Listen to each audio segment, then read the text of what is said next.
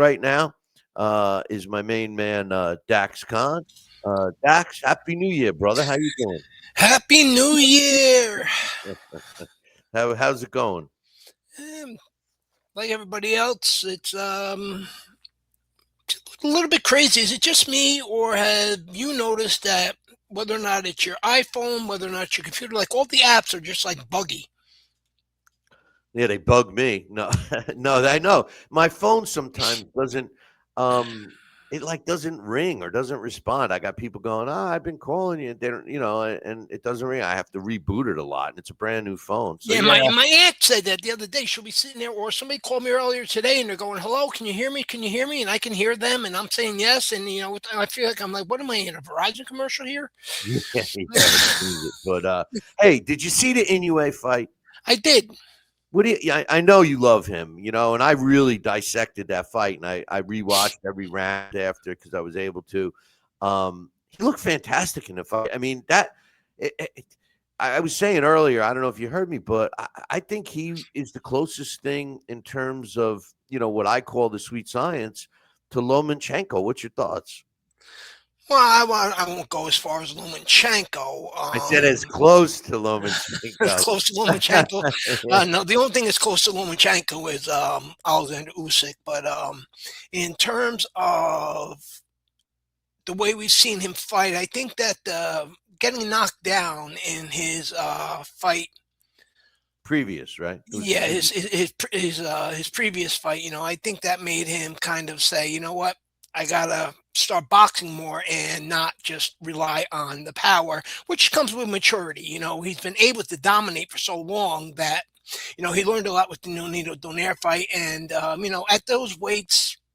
The careers come to an end a little bit shorter, and I think that in a way, another two fights, three fights, maybe five fights at the most. I think he most likely he'll hang him up.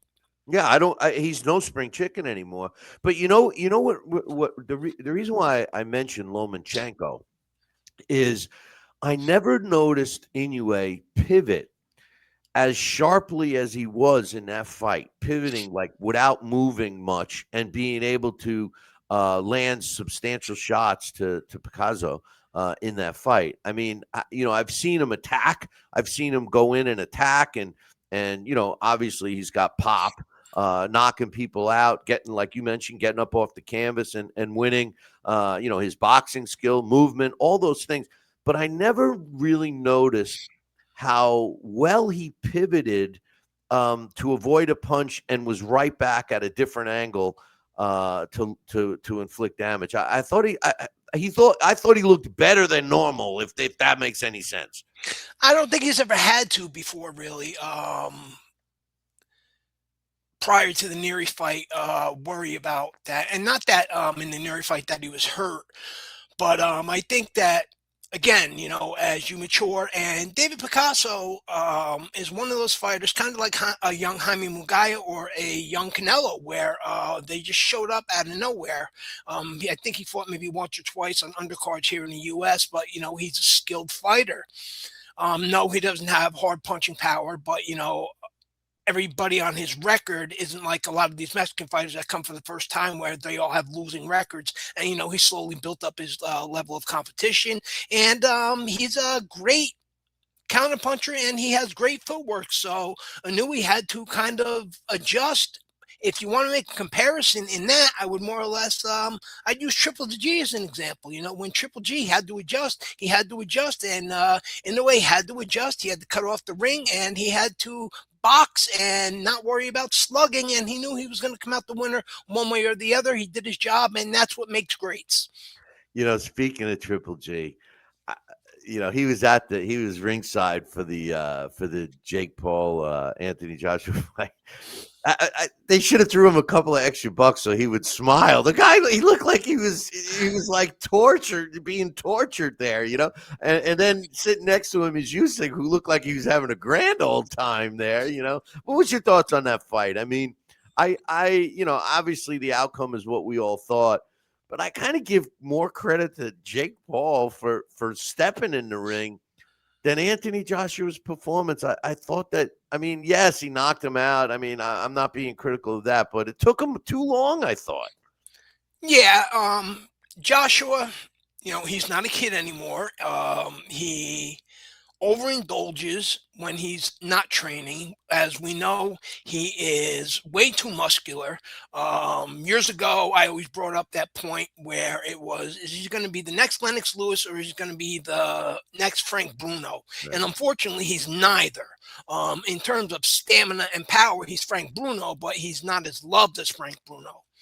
Everybody loves Frank Bruno still to this day, and he's definitely no Lennox Lewis. You before when you were saying about his skill set, if we go back to some shows and we pull them up from maybe 2017, you had anointed Anthony Joshua the next greatest heavyweight of all time. I did. And listen, he had that's what makes him that's why I get so pissed when I watch him now because he did have it all. He fought stupid. Like in that fight. Oh, okay. You go back to the Daniel Dubois fight, right? Dubois hurts him, and instead of he has boxing skill, instead of getting on his toes and using that jab, which he had, instead he tries to go punch for punch with the guy and ends up getting knocked out. When he fought Jake Paul, I was shocked that he wasn't cutting the ring. I mean, come on, he's an Olympic medalist. He knows how to cut the ring off, and he's chasing him around like it was almost comical. And then what was with the leg holding? What was with Jake Paul holding that leg? He looked like he was a dog, a puppy dog or something. That Well, was I mean, poor Jake. By that point, he was a rag doll, literally. But Anthony Joshua, very much like Deontay Wilder, who were the two guys that everybody was debating back and forth about. Not only did he lose a lot of his self confidence in the first Andy Ruiz fight, I believe he would have lost the second Andy Ruiz fight if Andy Ruiz Jr. did not do exactly what I just criticized Anthony Joshua about, partying and gaining all that weight in between the rematch. But then, just as you stated, in terms of he's an Olympic gold medalist, he goes back to back and loses to Alexander Usyk, who was a cruiserweight moving up, and Alexander Usyk not known as a hard puncher. So again, Anthony Joshua figured that eventually he would clip him, and it didn't happen. And then he realized that wait a minute, despite being the fact that I am a two-time unified world champion, heavyweight champion of the world. Despite the fact that I won gold at the Olympics in 2012, which Usyk won gold at the same Olympics, I'm being made to look like I don't belong in the ring with this guy. And that does a lot psychologically. And so what does he do? He goes back to relying on the power. And as you get older and you're not being smarter and fighting smarter, old habits die hard. And the old habits with him are going to stay with him and they're going to die hard. when you look at Anthony Joshua and the two fights with Usyk, I mean, clearly everything you're saying was true with the first one. The second fight, I thought that he was a lot more serious, and to be honest with you, that fight was a hell of a lot closer and could have gone either way. He felt he was robbed in that fight, and then you might be 100% correct with saying that mentally, he after losing the two times in a row, that was the end of Anthony Joshua. And to tell you the truth, I know he made a ton of money with Jake Paul, and assuming he's all healthy from the car accident. I mean, the only fight that makes sense for him, I think, is against Tyson Fury. I mean, the two of them, it's still a big fight in England. They both can make some money, and the winner gets to advance. I'm real disappointed that your boy Usyk is fighting Deontay Wilder. I get it. I know people are saying, "Oh, well, he could say he beat every substantial heavyweight." In that era. But Deontay Wilder, Usyk, unless he's just looking for an easy fight, which he's never done, the guy has always challenged himself. I don't know what to think. What do you think of that fight? Um, Another show we can go delve into that a little bit deeper, but we did touch on that. I think at one of the shows before the end of the year, how a lot of these fights got made at that WBC convention. It wasn't just Usyk. There was a couple other people that were given more or less easy mandatories for whichever reason, I don't know, Christmas, Thanksgiving, I'm not really sure, but he wasn't the only one. There was like three or four that I can't remember off the top of my head right now in multiple divisions. So it wasn't just Usyk and Deontay Wilder being Deontay Wilder wanted to fight and he was calling him out and just clowning around. So Usyk being Usyk, he'll fight anybody, and he said, okay, fine, we'll make the fight. But Deontay Wilder, again, there's a guy who not only did he lose to Tyson Fury those multiple times, but then he loses to Joseph Parker, and then he lost again, and then so Deontay Wilder, and he's 40 years old, and Usyk, he's no kid either. He's 38 years old. We're having a new era usher in, so we got to give some of these guys a break. And we talk about, or people talk about, well, take a Manny Pacquiao type. He fights Miguel Cotto, and then he goes and he fights Margarito, and then he fights Mosley, and then he fights whoever else was willing. Ricky Hatton, rest his soul. And then people say, well, he deserves an easy fight. I think Alexander Usyk deserves an easy fight. I mean, the guy is at the end of his career. Yeah, I mean, look, the potential of Deontay Wilder landing a power shot. I mean, that's always there, but he's not gonna be able to hit you, Usyk. I mean, of all people. But I don't know. Speaking of Manny, Dax, what's your thoughts about this hot fight that they're trying to make? I don't know how hot it will be, but it's hot for them financially. But Manny Pacquiao against Tank Davis. I mean, why? I don't, Tank Davis is another one that we know and we've seen even prior to the Roach fight has kind of lost his desire in the sport. No, He he's hasn't definitely been. lost his desire. There's no question about that. Yeah, we have to blame a lot of that on Floyd Mayweather. He hasn't been happy with that contract and being with Mayweather for years, and he's been very vocal about it. He's never been quiet about it, but they have him like locked in ways that Don King never thought of. So him versus Manny Pacquiao, it'd make a lot of money. I think it would be one of those fights where both of them will walk away. If I think Manny Pacquiao will be forced to walk away. Tank Davis, a lot of people criticize him for laying on the ropes. Tank Davis does that because he can.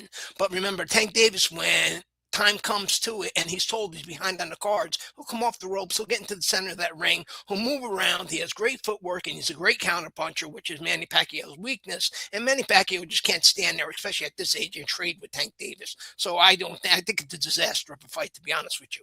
Yeah, no, I agree. He definitely can't move.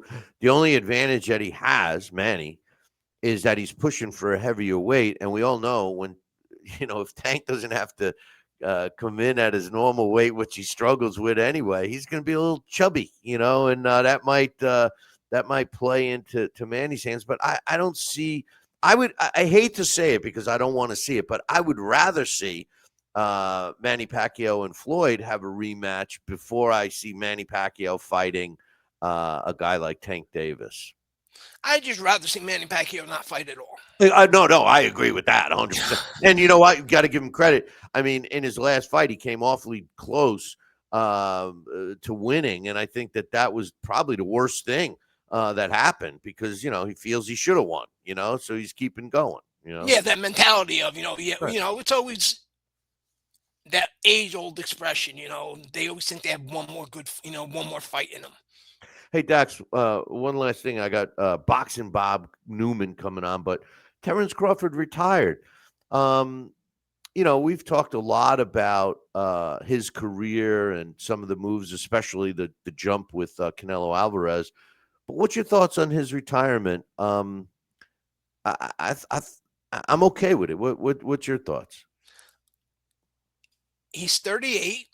He has nothing to accomplish. The fans that criticize him I can't should believe be it. ashamed. I know. They are what they get mad about when people, especially on social media, go about, well, you're a casual. I mean, Terrence Crawford fought great opposition. Some of Do you remember? his Hey, I don't mean to interrupt you, but do you remember us talking about when he first busted onto the scene? And he was this undefeated guy out of Nebraska. He was on Showtime, and he was brought in to lose at least the first yeah. three fights that we got to see him on primetime. he wasn't supposed to win, and we kept saying the guy is good. And then all those years, everyone said, he never fought anybody. How could they say that? He fought everybody that was available. Well, for example, I think the one fight he has gotten the most criticism about was the Ndongo fight. Now, okay, Ndongo was a decent fighter. No, he wasn't elite, but he did have a title. And the only way you can fully unify a division is to fight everybody who has a title. So he That's had no true. choice in the matter. Exactly. Victor Postol was a good fighter. Victor Postol was supposed to lose against Lucas Matisse, but Postol dominated. Then everybody loved Postol. He was going to be the next future of the 140-pound division. Yep. But when he got in with Terrence Crawford, now all of a sudden Postol was overrated and he was average.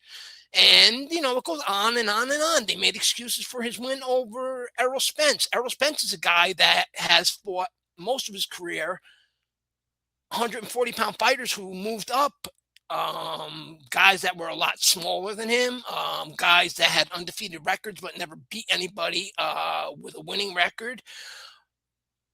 He fought a lot of guys that were just PBC fighters. It's not like, he reached out and fought everybody. Terrence Crawford, there's nothing, it's nothing the man could do.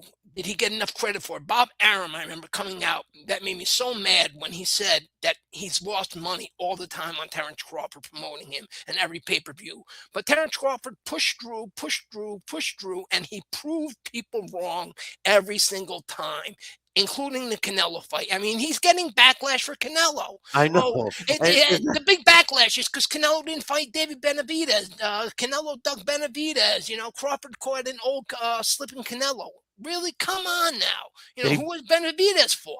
They blame there are actual people that feel that Canelo was winning the fight. I mean, it was completely absurd. And you're right. I mean, Terrence Crawford. They criticized it. The Errol Spence. How could you criticize Errol Spence? I mean, he didn't just squeak out a win. He beat the hell out of these guys. I mean, it's not. He doesn't. He did not put it in the judge's hands. And I'm a In that Terrence Crawford fight, I'm sorry to interrupt you, but in that Terrence Crawford fight, I actually believe that, in that Errol Spence fight, I actually believe that Terrence Crawford could have ended it a lot earlier. I I think know that he he took his punished foot off. him. He took his foot off the gas in that fight. And I agree with you. I agree with you. I don't understand why the fans don't like him. And then with this whole thing with the WBC, they turned on him. Everybody did, even Oscar De La Hoya. And I'm like, you know what? I was supportive of Terrence Crawford doing that because and you know what? They forget about other great fighters and that didn't need a title to sell out. Floyd is a great example. I hate to use Floyd because I'm Well, not a big Tank is a fan. great example. You know, yeah, no, you're right. Tank's a great, but he didn't need the belt. Who was it? Who threw the belt in the garbage? Riddick Bowe, right? Riddick Bowe did, but Floyd Mayweather, for example, remember he actually got rid of the WBO belt because Right. he No, just no. didn't want to pay the sanctioning fee. So it's Ex- not just Terrence Crawford. A lot of fighters have done it over the years. They vacated. Canelo himself has had back and forth with the WBC over the years about telling, you're not going to tell me who to fight. When they come up with these ridiculous mandatories. So it's that in its own could be a show. No, I know, I know. Well, listen, we're definitely going to we'll have a lot of stuff to talk about over this year. So we'll coordinate that and get you back on and do that. I appreciate you coming on the last minute. Yeah, I just thought about it. I said, something? It's 2026. I know. It's 18 years now since I have been involved with Billy in the show. So you know what? I got to at least stop by and say hello. No, I mean, think about that. No, I mean, when I look at before we came on today, Jeremy C created the intro, and he took shots from past 22 years. And I'm looking at some of them, I'm like, holy shit, I was young 22 years ago, but time flies, doesn't it? It does. I remember the first Hall of Fame that we attended together. How crazy! Remember with Dave and us sitting in the room. That's the year that we had rescored the Leonard and Hagler fight. Yep. Yep. And I still have some pictures of us in the hotel. Somebody had taken. I forget if it was Alex or whoever it was, because I know Alex's brother was there. And we all looked a lot younger. I know. I know. Hey, did you catch any of the clips? I found the video from that Billy C Boxing Hall of Fame that we did with Scully, and Ernie Shavers was there, and Marlon Starling. You obviously. Yeah, You could- I did see that. I found that on someplace else. There's also a website out there I gotta find floating around that actually has the original content from the original website, including the list of all the previous and past guests. Speaking of that Hall of Fame, I had posted something about that, and then somebody I had reposted that somewhere on Facebook, and John Scully and me were going back and forth talking about, and then somebody asked to the picture of Joe Gann's great nephew. yep. And I had accidentally put his great grandson. And this guy goes on this big rant about how I don't know nothing about boxing. I'm making stuff up. Joe Gans doesn't have any kids. I'm like, I said it was something came right on. I said, John Scully was right there. I said, look at all the guys that were there. Yeah, no. And what's his name was there who introduced him. And it was, I think, yeah, it was the great grand nephew, because the Yeah. granddaughter great granddaughter was the one who brought him there. Yeah. And then who was the other kid? There was another relative of a fighter, and we had the picture of the two great grandsons or great grandnephews together. They were the two kids. I'm trying to remember what fighter that was. Oh gosh, I forget. Right now, here's one for you that's floating around out there too. Now we know that you can butcher a name. No, nobody can put your name better than me, You, Dax. you you can butcher a name better than a Yes, hunter can butcher wildlife. But this is true. This is true. say it with me slow. Uh-oh. Ben, say it Ben with Wa. Wa. There Benoit. you go. Benoit. What? Remember the year that we had outside of Graziano's, and he passed away not too long ago too. I This year, know, 103. Graziano, he had 103 years old. All the great memories there. Yeah. One day we should just talk about just like that one night. Remember when Dave and everybody rushed over there from the hotel because Marvin Hagler was there for 10 minutes. Yep. We got to Yeah. see Marvin, walking out of the place. But and remember when we did the show out there for 3 days? John was there, Dawn was there, Sal when he was alive was there. We had like Willie Monroe was on the show. Wasn't a lot of Yeah. guys, but the day before that at the hotel, we had one of the round tables with you, me, Alex, and the Canadian fighter Bob Benoit, and you just kept making mistakes. You kept butchering his last name, and the guy keeps looking at you, and he wants to say something, but he's not because he's just such a nice guy.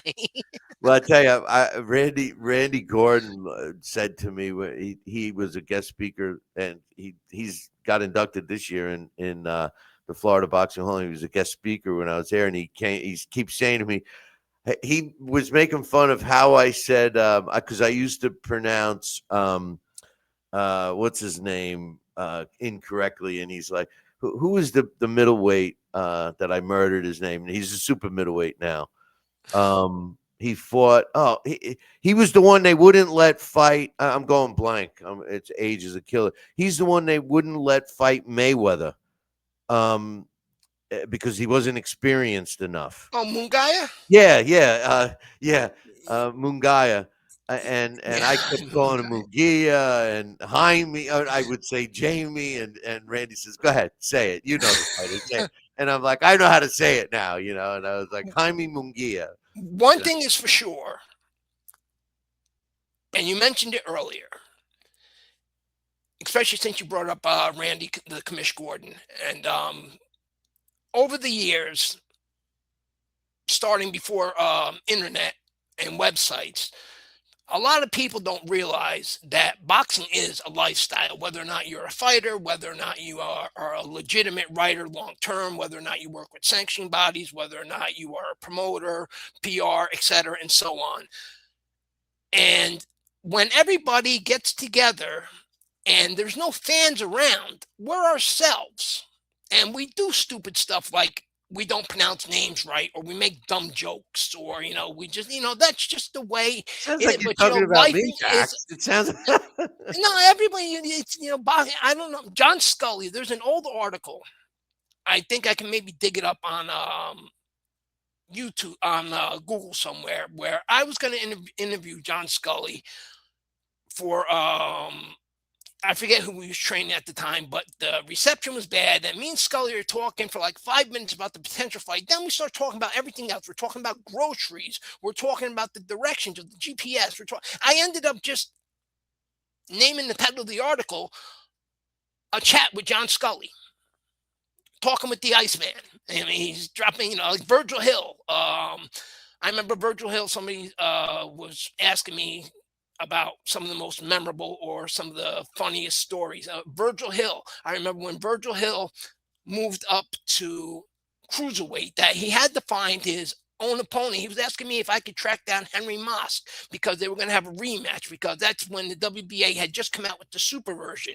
And Virgil is actually over in Europe, and he used to carry with him a case of throwaway cell phones because he would actually drop them. And one time we're talking, he drops it in the urinal.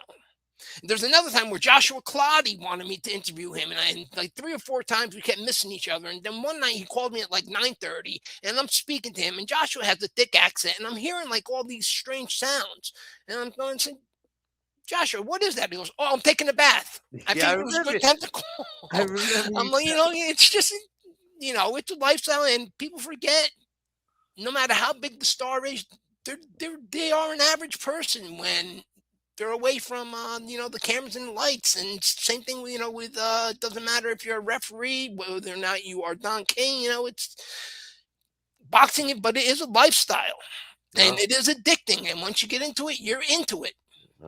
that is 100% correct. But all right, Dax, we will be catching you again. And just remember, I was right about Lennox Lewis. I told you he was an all-time great, and you didn't want to believe me. Yeah, well, we'll talk about that one day. Oh, remember, you didn't want to talk to me. That's actually how we ended up getting involved. You No, like I know. Lennox Lewis. I I thought you know. were a boxing guy. And I told you, Lennox Lewis. Yes, Lennox No, Lewis is an all-time great. I was wrong, and you were right. All right, Dax, we'll talk to you soon. All right, everybody. Take Happy care. 2026. Yes, have a good one. All right, bye That's now. Dax Khan. As he was talking, we had a lot of stuff that we we did over the years. Yeah, he was with us 18 years. I guess now I'm in my 23rd year. But anyway.